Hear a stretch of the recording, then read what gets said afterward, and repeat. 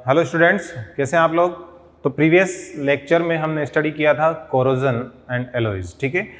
तो आज हम यहाँ पर मेटल्स एंड नॉन मेटल्स में स्टार्ट करने वाले हैं अगेन अपना जो चैप्टर है metals and non metals.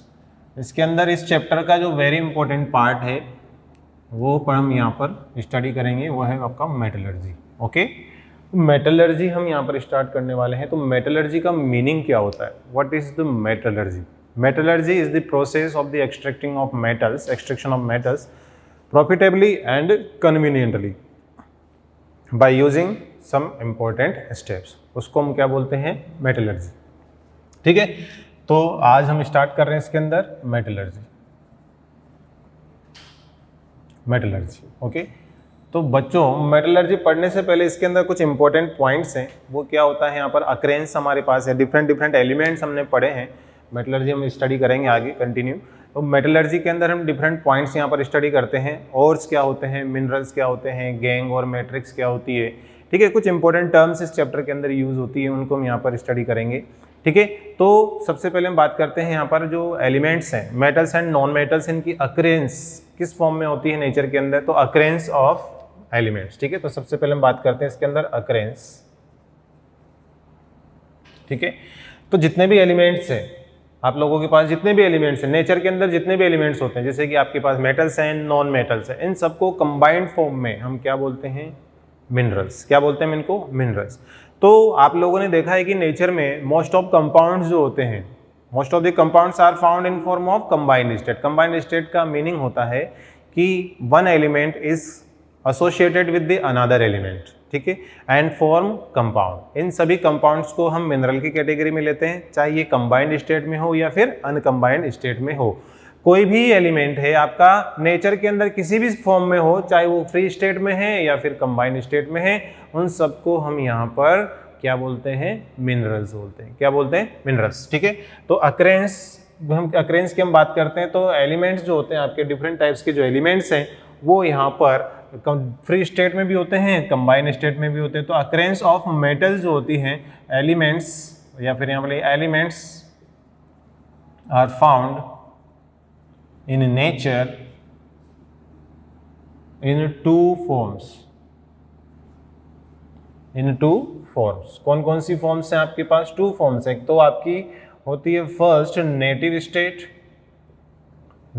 State and second होती है आपकी कंबाइंड स्टेट।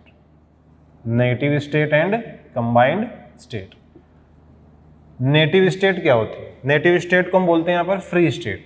फ्री स्टेट का मतलब क्या होता है, अनकंबाइंड स्टेट, और इसको हम चाहे तो क्या बोल सकते हैं, uncombined state. Okay, uncombined state. Uncombined का मतलब क्या होता है, जैसे कि मेरे पास ये दो आइटम हैं, ठीक है ना, टू ऑब्जेक्ट हैं, ये अभी एक दूसरे से फ्री है, एसोसिएटेड नहीं है एक दूसरे के, लेकिन जब ये एक दूसरे से एसोसिएटेड हो जाएंगे तो ये यहाँ पर फ्यूज हो जाएंगे। आप इसको आइडेंटिफाई नहीं कर पाएंगे कि पेन कौन सा है और इसकी कैप कौन सी है। ठीक है, तो ये एसोसिएट हो गया। एसोसिएट होने के बाद ये कंप्लीटली आपकी सिंगल यूनिट की फॉर्म में आपको ऑब्जर्व होगा। लेकिन जब ये एसोसिएटेड नहीं थे तो ये क्या है, अलग अलग है, डिफरेंट एंटाइटी है ये, तो ये फ्री स्टेट में, दोनों का एक दूसरे से कोई रिलेशन नहीं है अभी। लेकिन जब एक दूसरे के कॉन्टेक्ट में आते हैं किसी केमिकल फिनोमेना के थ्रू, तो और ये दोनों एक दूसरे के अंदर फ्यूज हो जाते हैं और इनके अंदर कोई बॉन्ड फॉर्मेशन हो जाता है, इन दोनों के अंदर किसी तरह की कोई यहाँ पर एसोसिएशन हो जाता है, चाहे वो किसी भी फोर्स की वजह से हो, तो उसके बाद जो यहाँ पर एंटाइटी बनेगी एक सिंगल यूनिट बनेगी। लेकिन दोनों सब्सटेंस यहाँ पर सिमिलर नहीं है, दोनों अलग अलग कंपाउंड थे, अलग अलग एलिमेंट थे, उन दोनों का एसोसिएशन हो गया, एक डिफरेंट सब्सटेंस का फॉर्मेशन हो गया, तो उसको हम बोलेंगे combined state. Are you getting my point.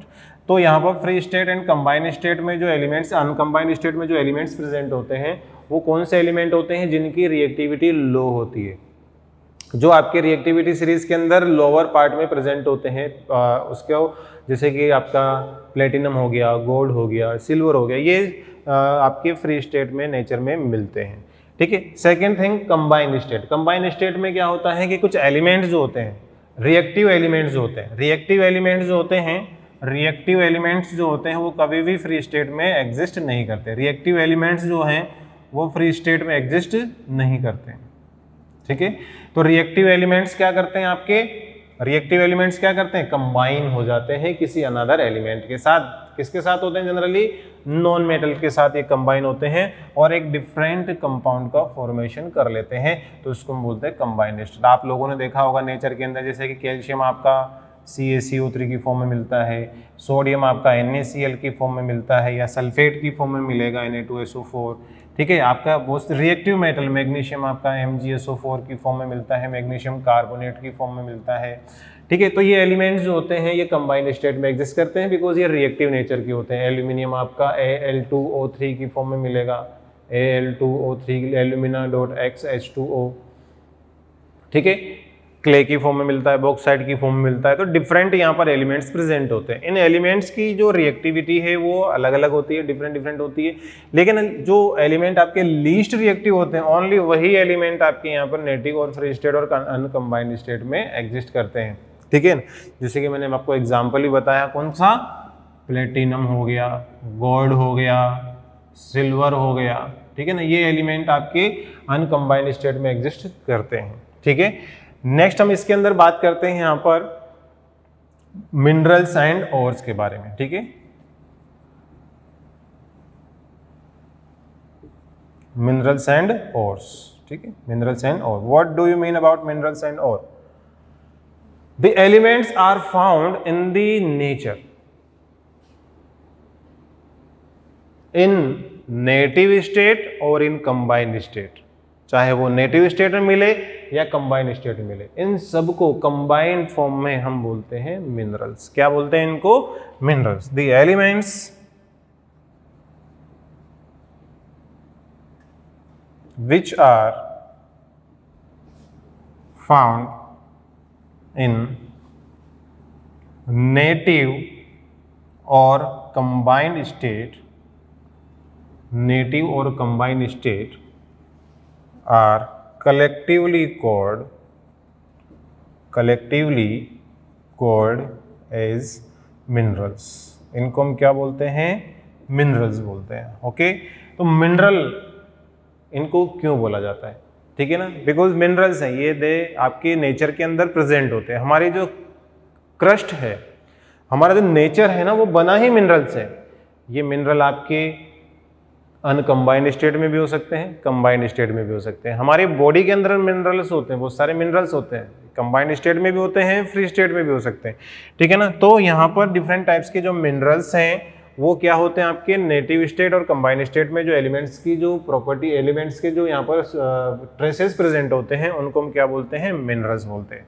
अब यहाँ पर नेक्स्ट थिंग हम यहाँ पर बात करते हैं, ओर्स क्या होते हैं? What are the ores? Ores क्या होते हैं? ठीक है, ओर क्या होते हैं?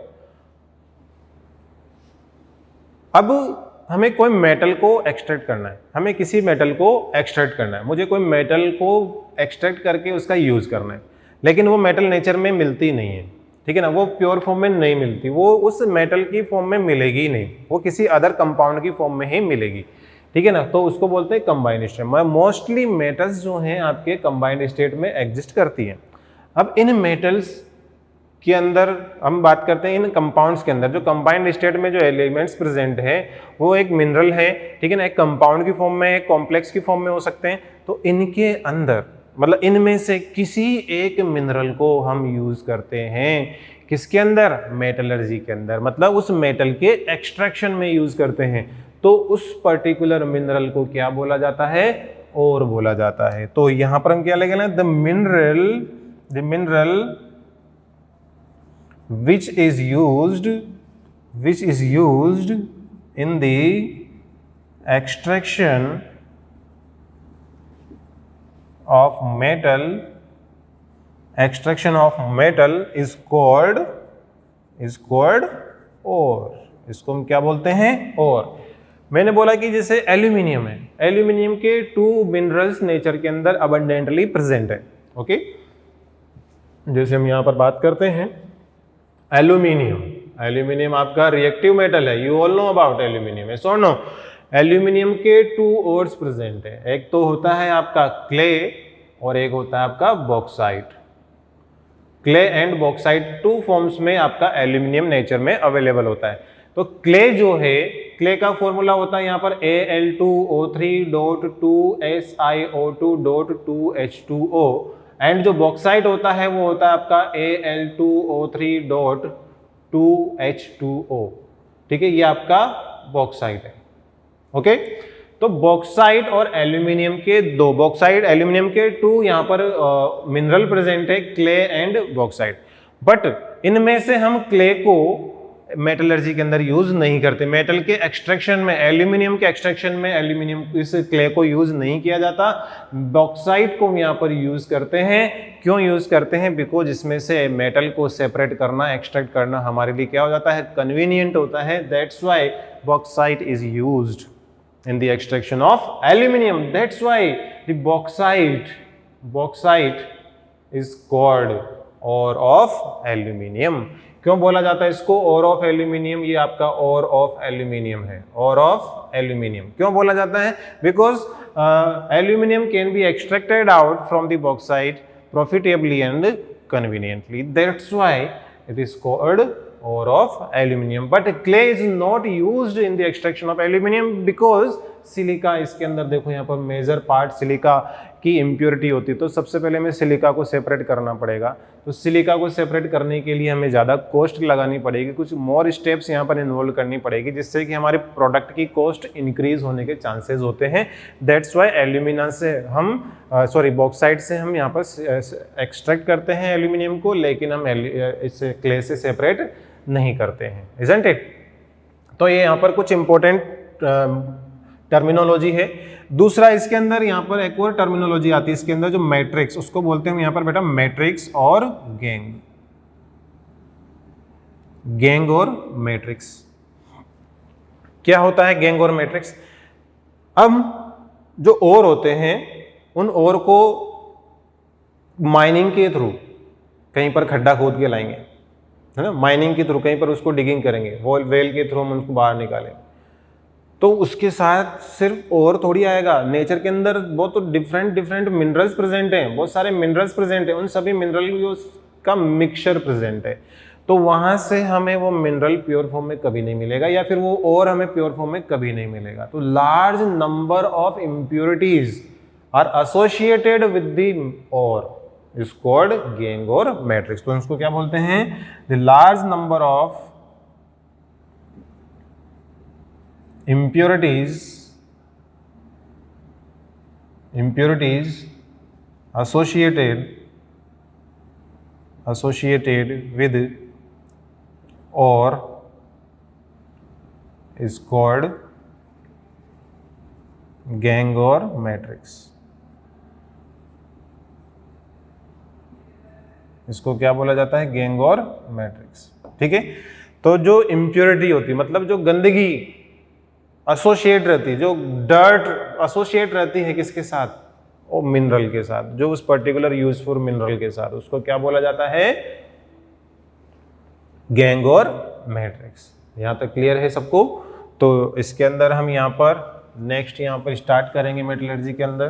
तो चलो बच्चों, ये है टेबल आपके टाइप्स ऑफ ओर की। जो ओर्स हैं नेचर में डिफरेंट फॉर्म्स में अवेलेबल होते हैं according to their reactivity and their capability to associate with the other elements or other substances. ठीक है, तो यहाँ पर डिफरेंट ओर्स हैं जो आपको उनकी रिएक्टिविटी के अकॉर्डिंग वो आपके ऑक्साइड्स की फॉर्म में प्रेजेंट होते हैं, सल्फाइड की फॉर्म में प्रेजेंट होते हैं, क्लोराइड की, हेलाइड्स की फॉर्म में प्रेजेंट होते हैं। तो डिफरेंट फॉर्म्स में यहाँ पर आपके ओर्स प्रेजेंट होते हैं नेचर के अंदर। ठीक है, जैसे कि हम बात करें ये टेबल आपके सामने यहाँ पर ओर्स की, तो इसमें जो मेटल्स हैं, डिफरेंट मेटल्स हैं, ओर्स हैं, और उनका जो कंपोजिशन क्या होता है, उनके अंदर फॉर्मूला क्या है। ठीक है ना, उनको अंदर यहाँ पर देखो, एल्यूमिनियम आपका ऑक्साइड की फॉर्म में प्रेजेंट होता है नेचर के अंदर, जैसा हमने आपको अर्लियर डिस्कस किया था। एल्यूमिना.2H2, इसको बोलते हैं बॉक्साइट। बॉक्साइट की फॉर्म में ये प्रेजेंट होता है। तो बॉक्साइट की जो नेचर है वो कैसी होती है? यहाँ पर बेसिक होती है। ठीक है ना, बिकॉज जो मेटल ऑक्साइड्स बेसिक नेचर के होते हैं। ठीक है ना, डायस्पोर इसका जो दूसरा जो ओर होता है, मतलब इसके जो मोस्टली जो ओर है वो आपका ऑक्साइड की फॉर्म में ही प्रेजेंट होते हैं।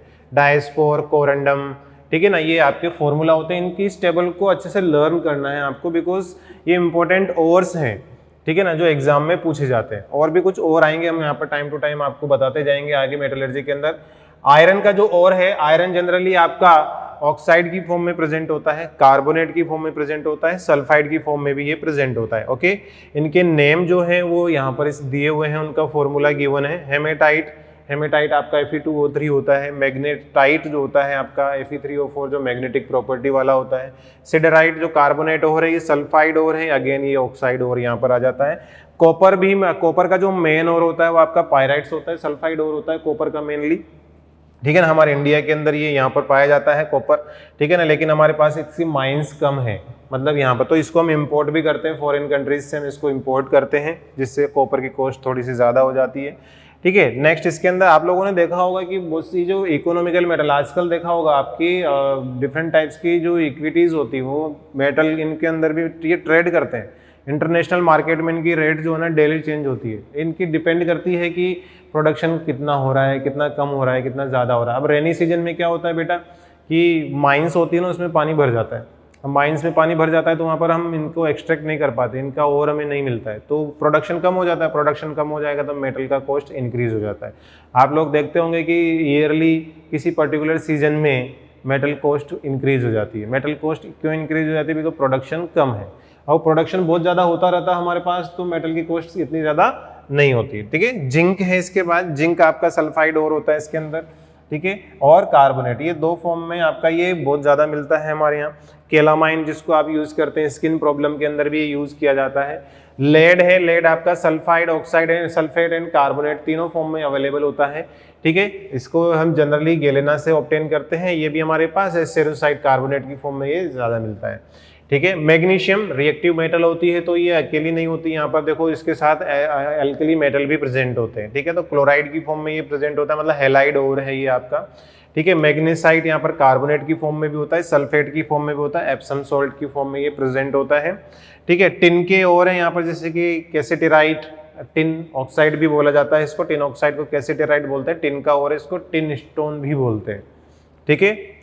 सिल्वर है, जो भी आपका सिल्वर सल्फाइड और आपका हॉर्न सिल्वर की फॉर्म में प्रेजेंट होता है, क्लोराइड की फॉर्म में ये प्रेजेंट होता है अबंडेंटली हमारे नेचर के अंदर। स्टेफिनाइट जिसमें यहाँ पर एंटीमनी होता है, ठीक है। प्रोस्टाइट जो होता है उसके अंदर यहाँ पर आर्सेनिक प्रेजेंट होता है, इसके अंदर देखो आर्सेनिक के साथ ही कंबाइन हो रखा है, ठीक है। तो यहाँ पर ये सल्फाइड और है, लेकिन इसके अंदर सिल्वर प्रेजेंट होता है। तो इस तरह से और होते हैं। एक और मैं यहाँ पर ऐड करना चाहूँगा, यहाँ पर जैसे कि इन्हें सोडियम जो मिलता है आपका नेचर के अंदर, सोडियम किस फॉर्म में मिलता है आपका? NaCl की फॉर्म में मिलता है। NaCl को हम क्या बोलते हैं? कॉमन सॉल्ट बोलते हैं, ठीक है ना। कॉमन सॉल्ट की फॉर्म में मिलता है, या फिर इसको हम बोल सकते हैं यहाँ पर रॉक सॉल्ट भी बोलते हैं बहुत सारी बार, रॉक्स के अंदर से भी इसको कलेक्ट किया जाता है। तो कॉमन सॉल्ट हम लिख सकते हैं इसके अंदर, कॉमन सॉल्ट, ठीक है। तो ये NaCl की फॉर्म में प्रेजेंट होता है, ठीक है। आपका बहुत सारी चीज़ें होती है। कैल्शियम जो है एक और ऐड कर सकते हैं चाहे तो यहाँ पर कैल्शियम, कैल्शियम जो होता है आपका, कैल्शियम किस फॉर्म में प्रेजेंट होता है आपका? कार्बोनेट की फॉर्म में प्रेजेंट होता है, उसको बोलते हैं लाइमस्टोन, लाइमस्टोन, ठीक है, CaCO3। हमारे पास नेचर में है ना बेटा, सबसे अबंडेंटली जो मेटल मिलता है हमारे अर्थ पर, वो कौन मिलता है? सबसे ज़्यादा एल्यूमिनियम मिलता है, ठीक है ना। एल्यूमिनियम की कॉस्ट कम क्यों है? बिकॉज अबंडेंटली अवेलेबल है। उसके बाद मिलता है हमें आयरन, फिर सबसे उसके बाद मिलता है थर्ड लार्जेस्ट जो एलिमेंट है ना, वो कैल्शियम मिलता है हमें नेचर के अंदर। कैल्शियम क्यों मिला? रॉक्स इसी से बनी होती है ना, तो इसलिए आपका इनकी अबंडेंस नेचर के अंदर ज़्यादा होती है। और ये जो एलिमेंट्स हैं इनको एक्सट्रैक्ट करने का यहाँ पर जो डिफरेंट मेथड्स हैं, स्टेप्स हैं, उनको यूज़ करेंगे इसके अंदर मेटलर्जी के अंदर, ठीक है। तो हम कंटिन्यू करते हैं इसके अंदर मेटलर्जी। मेटलर्जी के अंदर बहुत सारी चीज़ें इंपॉर्टेंट होती, डिफरेंट स्टेप्स हैं, क्या क्या हम उसके अंदर यूज़ करते हैं, आपने इसका नोट कर लिया होगा, ठीक है। तो देखो बच्चों, इसके अंदर नेक्स्ट स्टेप है वहाँ पर हमारी मेटलर्जी, ओके। नेक्स्ट हम इसके अंदर यूज़ करते हैं जो मेटलर्जी हम करते आ रहे हैं, क्या होती है मेटलर्जी, ठीक है। अब मेटलर्जी यहाँ क्या होती है, इसके अंदर सिर्फ आज हम थोड़ा सा शॉर्ट में एक रिव्यू यहाँ पर देखेंगे, ठीक है। तो इसके अंदर देखो मेटलर्जी जो होती है ये प्रोसेस होता है। मेटलर्जी क्या होती है? It is a process by which the metals can be extracted out profitably and conveniently. Profitably मतलब ऐसा तो नहीं है किसी मेटल को एक्सट्रैक्ट कर रहे हैं और उसकी जो कॉस्ट है वो गोल्ड से भी ज़्यादा हो जाए, है ना। इतनी भी हमें ऐसी प्रोसेस यूज़ नहीं करनी होती, क्योंकि इकोनॉमिकली हमारे लिए काफ़ी इंपॉर्टेंट होती है मेटल्स। ठीक है, हमारी इकोनॉमी को डिसाइड करती है। अगर मेटल्स की कॉस्ट बढ़ती है ना तो मार्केट में महंगाई बढ़ जाती है, ठीक है। तो कॉस्ट को कंट्रोल करना पड़ता है। कॉस्ट को कंट्रोल कैसे करेंगे? इनके एक्सट्रैक्शन प्रोसेस से कर सकते हैं। मिनिमम लागत आनी चाहिए, मतलब जो कॉस्ट है उस पर्टिकुलर सब्सटेंस को हासिल करने के लिए, उस मेटल को हमें एक्सट्रैक्ट करने के लिए वो मिनिमम होनी चाहिए, तब हमारी मेटल सस्ती मिलेगी, ठीक है। तो मेटलर्जी क्या होती है? The process of extraction of metals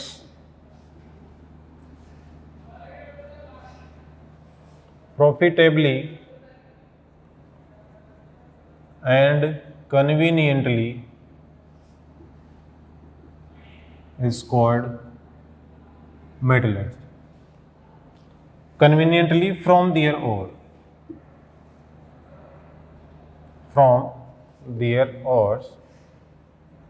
is called metallurgy. इसको हम क्या बोलते हैं? Metallurgy, okay. किसी भी मेटल को उसके ओर से हमें प्रॉफिटेबली और कन्वीनियंटली एक्सट्रैक्ट करने के लिए जो स्टेप्स इन्वॉल्व करनी पड़ती है, तो यहाँ पर कौन कौन से स्टेप्स इसमें इन्वॉल्व करनी पड़ती है, तो कौन कौन से स्टेप्स हम इसके अंदर इन्वॉल्व करेंगे, ठीक है। तो यहाँ पर लिखेंगे steps involve in the steps, या फिर सम कॉमन स्टेप्स, या फिर ऐसे लिख सकते हैं some common steps involve in metallurgy, ठीक है ना। कौन कौन सी कॉमन स्टेप्स हैं जो हम यहाँ पर इन्वॉल्व करते हैं इसके अंदर? तो देखो फर्स्ट स्टेप हमें यहाँ पर देखो बच्चों कि आप लोगों ने कोई भी और नेचर से जो मिलता है हमें क्रश करके अब उसको माइनिंग के थ्रू बाहर निकालना पड़ता है। हम वहाँ पर ब्लास्टिंग करते हैं, बड़े बड़े स्टोन हैं, रॉक्स हैं, उनको तोड़ते हैं, क्रैक करते हैं, ठीक है। उससे हमें क्या मिलता है? मिनरल मिलता है, और मिलता है, ठीक है। तो सबसे पहले जो और हमें रॉक्स की फॉर्म में मिलता है उसको किस में कन्वर्ट करना पड़ेगा? हमें पाउडर में कन्वर्ट करना पड़ेगा। तो फर्स्ट स्टेप क्या हो जाएगी? पाउडरिंग ऑफ ओर। क्या हो जाएगी? पाउडरिंग ऑफ ओर। पाउडरिंग ऑफ ओर क्या है यहाँ पर, ठीक है। इसके अंदर क्या करते हैं? तो इसके अंदर 2 स्टेप्स इन्वॉल्व होती है। तो क्रशिंग होती है, जो लार्ज ब्लॉक्स होते हैं उनको क्रश करते हैं, फिर उनको क्या करते हैं? हम ग्राइंडिंग करते हैं। क्या करते हैं? क्रशिंग करते हैं, फिर उनकी क्या करते हैं? ग्राइंडिंग करते हैं। क्रश किया, जो बड़े बड़े ब्लॉक्स होते हैं उनको तोड़ दिया छोटे छोटे स्टोन पीसेज में, फिर उन छोटे छोटे स्टोन पीसेज को हम क्या करते हैं? ग्राइंड करते हैं और फाइन पाउडर में चेंज कर देते हैं, ठीक है ना। क्या करते हैं? उसको फाइन पाउडर में चेंज कर देते हैं। समझ में आ रहा है? इसके बाद नेक्स्ट जो स्टेप है, अब जो पाउडर्ड और हमें मिला है यहाँ से हमें क्या मिलेगा? पाउडर्ड और। इस पाउडर्ड और को हम क्या करेंगे? अब कॉन्सेंट्रेट करेंगे, बिकॉज हमने थोड़ी देर पहले पढ़ा था कि जो एलिमेंट्स हैं उनके अंदर इम्प्योरिटीज प्रेजेंट होती है। क्या प्रेजेंट होती है? इम्प्योरिटीज। जो मिनरल हमने एक्सट्रैक्ट किया है क्रस्ट से, उसके अंदर large number of impurities associated रहती हैं। उन इम्प्योरिटीज को हम क्या बोलते हैं? Gang or matrix. उन इम्प्योरिटीज को हम बोलते हैं गैंग और मैट्रिक्स। तो उन इम्प्योरिटीज को सेपरेट करने के लिए हम यहाँ पर क्या करते हैं? कॉन्सेंट्रेशन। क्या करते हैं यहाँ पर? Concentration of ore. और इसी स्टेप को बोलते हैं एनरिचमेंट ऑफ ओर। क्या बोलते हैं? एनरिच। एनरिच मतलब उसको रिच बना रहे हैं। एनरिचमेंट ऑफ ओर, उसको एनरिच कर रहे हैं, मतलब उसका अमाउंट इंक्रीज कर रहे हैं by removing the impurities. Impurities को रिमूव करके हम और का अमाउंट क्या कर रहे हैं? इंक्रीज कर रहे हैं। तो इसके अंदर डिफरेंट स्टेप्स इन्वॉल्व हैं, उनको हम वहां पर स्टडी करेंगे। हाइड्रोलिक वॉशिंग, हाइड्रोलिक वॉशिंग, ठीक है। सेकंड जो है इसके अंदर वो हम यहां पर पढ़ेंगे froth flotation method. Froth flotation method. Third हम इसके अंदर पढ़ेंगे यहां पर मैग्नेटिक सेपरेशन मेथड। ये सब फिजिकल मेथड है, मैग्नेटिक सेपरेशन मेथड। और इसके अंदर एक केमिकल मेथड भी होता है, ठीक है ना, उसको क्या बोलते हैं? लीचिंग भी बोलते हैं। क्या बोलते हैं? लीचिंग। लीचिंग, ठीक है। लीचिंग को एक केमिकल मेथड है ये आपका, ठीक है ना। केमिकल मेथड है लीचिंग, जिसके अंदर हम केमिकल्स को यूज करके हम उसका क्या करते हैं? कॉन्सेंट्रेशन करते हैं और में से इम्प्योरिटीज को सेपरेट करते हैं। अब इस स्टेप से जो हमें और मिलता है, इस स्टेप से जो हमें और मिलता है, कॉन्सेंट्रेटेड और मिलेगा हमें। यहां से क्या मिलेगा? कॉन्सेंट्रेटेड और। उस कॉन्सेंट्रेटेड और को हम क्या कर देंगे, कन्वर्जन करते हैं, किसका, कन्वर्जन ऑफ या फिर एक्सट्रैक्शन ऑफ मेटल, इधर लिख देते हैं। थर्ड स्टेप जो होगी वो क्या होगी, extraction of metal from concentrated और, कॉन्सेंट्रेटेड और, कॉन्सेंट्रेटेड और से हमें क्या करना है, मेटल को एक्सट्रैक्ट करना है। तो इसके अंदर 2 स्टेप्स इन्वॉल्व होती है, ठीक है ना, 2 सब स्टेप इसके अंदर। स्टेप नंबर 1, सबसे पहले क्या करेंगे, जो कॉन्सेंट्रेटेड और है उसको किस में चेंज करेंगे, मेटल ऑक्साइड में। तो कन्वर्जन ऑफ कॉन्सेंट्रेटेड और into metal oxide, into metal oxide. और मेटल ऑक्साइड में चेंज करने के लिए इसके अंदर अगेन 2 मेथड हैं, वो क्या है, फर्स्ट मेथड है इसके अंदर कैल्सिनेशन, कैल्सिनेशन। सेकंड मेथड होता है इसके अंदर रोस्टिंग। कैल्सिनेशन क्या होता है, इन एब्सेंस ऑफ एयर, और को हम क्या करते हैं, हीट करते हैं। The heating of ore in absence of air is called calcination. The heating of ore in presence of air is called roasting, ठीक है। अब ये जो रोस्टिंग और कैल्सिनेशन करने के बाद जो हमें मेटल ऑक्साइड मिलता है, इस मेटल ऑक्साइड को क्या करना पड़ता है, हमें रिड्यूस करना पड़ता है। तो एक्सट्रैक्शन, कन्वर्जन ऑफ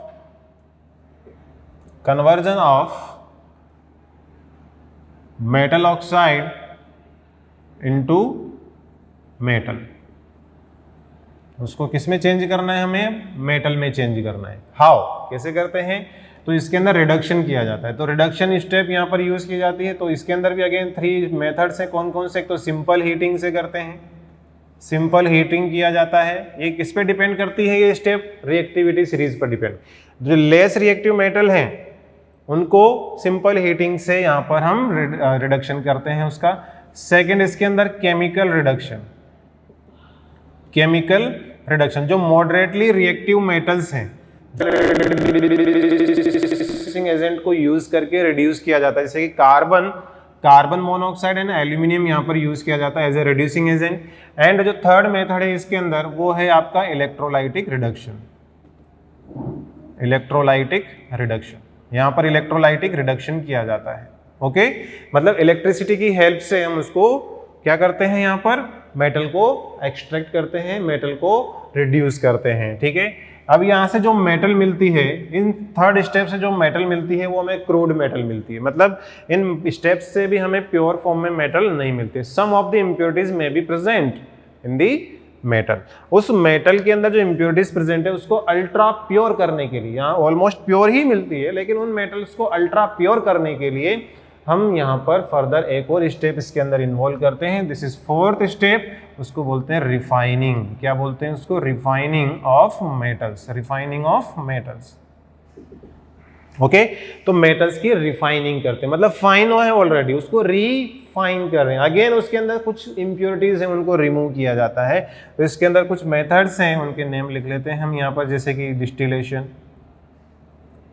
डिस्टिलेशन में जो वोलेटाइल मेटल्स होती हैं उनको किया जाता है। लिक्वेशन, लिक्वेशन में हम क्या करते हैं, कोई मेटल है उसका मेल्टिंग पॉइंट लो होता है, इम्प्योरिटीज का मेल्टिंग पॉइंट हाई होता है, तो उसको लिक्विड में चेंज करके हम कर लेते हैं। नेक्स्ट इसके अंदर electrolytic refining. Electrolytic refining widely use की जाती है, सबसे ज़्यादा इसको यूज करते हैं, ठीक है, बिकॉज इससे हमें प्योर मेटल मिलती है इलेक्ट्रोलाइटिक रिफाइनिंग से। तो ये आपकी कुछ कॉमन स्टेप्स हैं जो मेटलर्जी के अंदर यूज करते हैं। काफ़ी इंपॉर्टेंट टॉपिक है आईजीएसओ के पॉइंट ऑफ व्यू से, ठीक है ना। आपके जेई मेंस में, आपके इसके अंदर मेडिकल के अंदर, नीट के अंदर, इसमें से क्वेश्चंस आते ही आते हैं। अराउंड 1 क्वेश्चन तो ये फिक्स है कि आएगा, ठीक है ना। तो ऐसी कोई दिक्कत वाली बात नहीं है, ये कॉमन स्टेप है। आप चार्ट की फॉर्म में इसको लर्न करोगे और यहीं पर लिखते जाओ आप, यहाँ पर किसी मेटल की एक्सट्रैक्शन करनी है, कैसे करनी है, ठीक है, स्टेप बाय स्टेप वो आप इसको रिवाइज कर सकते हैं और बहुत अच्छे से ये स्केल आपके माइंड में फिट हो जाएगा। तो कभी कोई क्वेश्चन इसका रॉन्ग नहीं होगा, ओके। Very simple topic. तो हम आज यहीं तक रखेंगे, थैंक यू। इसके बाद कंटिन्यू करेंगे नेक्स्ट क्लास में।